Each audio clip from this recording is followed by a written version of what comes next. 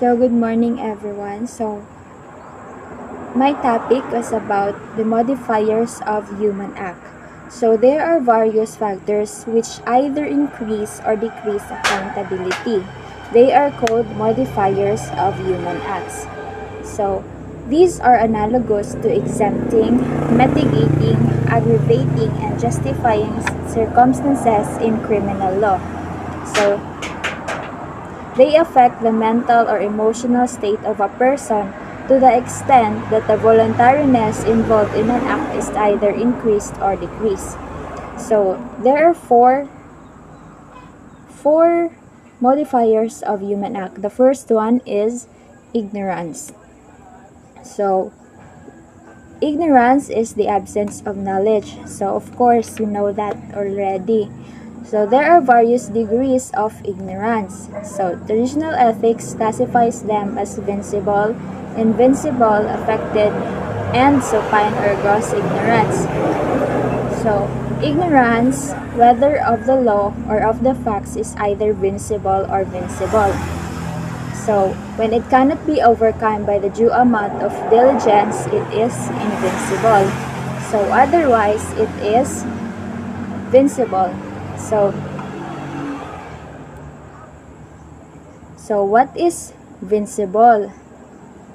So, ang vincible daw is example an example, say someone was at a store and the clerk did not know the price of an item. So instead of asking the manager who was in the back room, he makes up a price, making him guilty of vincible ignorance. So, ang invincible is cannot be overcome by the due amount of diligence. So, ang example sa invincible ignorance is invincible ignorance is used in Catholic moral theology to refer to the state of persons who are, through no fault of their own, ignorant of the fact that the Christian message is true. It is the opposite of the term vincible ignorance. So the third one is the affected ignorance. So affected ignorance is of a person deliberately avoids enlightenment in order to sin more freely. So, kani daw ang affected ignorance kay muna siya ang mga tao nga nag-avoid siya sa enlightenment. So, meaning, dili sila mo nag-avoid sila nga mahibawan ang mga maayong nga butang. So affected ignorance occurs when people refuse to acknowledge the connection between their actions and the consequent suffering of their victims. So, nag-refuse sila nga ang ilang action is makasuffer sa ilang victim. So, dili nila dawaton. So, many times, this form involves people masking the reality of their activities by carefully calculated language. So, mani siya ang mga tao nga gama-gamaan og storya ang ilahang mga biswrong to ilang gibuhat, meaning ilahang i-cover sa mga storya nga dili mao. So, the last one is the supine or gross ignorance. So, when scarcely an effort has been made to remove it. So, when little or no effort is made to remove ignorance, the ignorance is termed gross or supine. So, ang supine daw or gross, muna siya ang kaning mga tao nga dili mag-effort nga mawala ang ignorance sa ilaha, meaning dili sila mo explore sa mga things para ma-learn nila or ilahang mga katunan. So, it removes little or no guilt. So, deliberately fostered ignorance is affected or studied. It can increase guilt. So, number 2 is the passion. So, passion refers to positive emotions like love, desire, delight, hope, and bravery, and negative emotions like hatred, horror, sadness, despair, and anger. So, we have two types of passion. So, the first one is antecedent, and the second one is consequent passion. So, antecedent passions, so those that precede the act, do not always destroy voluntariness, but they diminish accountability for the resultant act. So,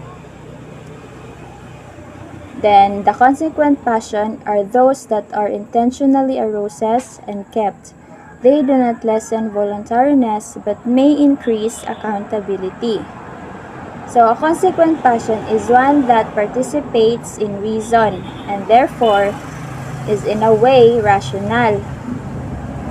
So, an antecedent passion pod kay one that does not participate in reason and therefore is irrational or at least non-rational. So, the third one is fear.